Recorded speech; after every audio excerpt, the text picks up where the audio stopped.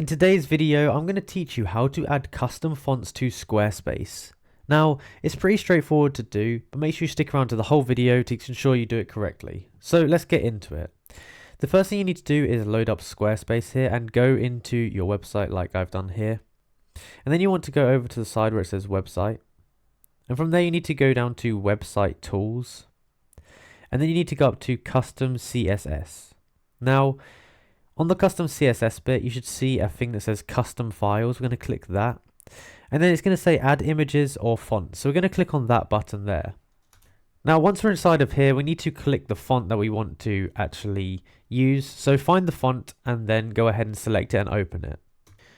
Once we've imported the font, we're just going to go ahead and click save. And it should show you the font sample here if it's worked. So I'm going to click save. And you can see now we have this here.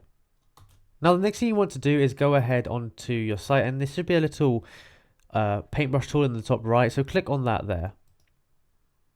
You can now see there's a little thing here called fonts, so we're going to click on that.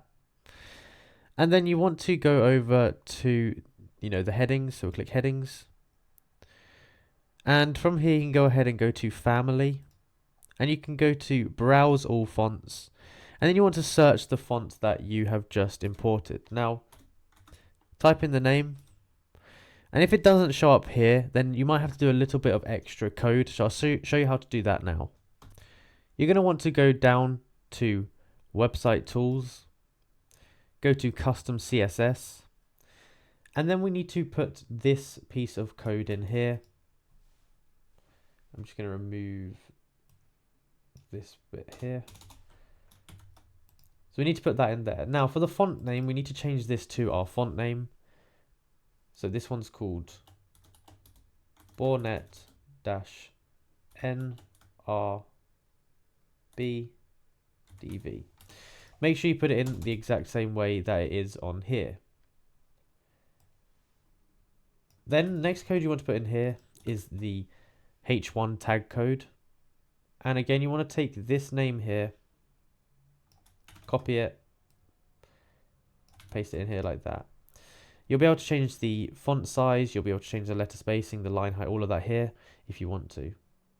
And then you can actually change out this code here, so you can do H2, which will be heading 2, you can do H3 for heading 3, H4 for heading 4, and you can do P for paragraphs, and that's basically all the ones you need to know.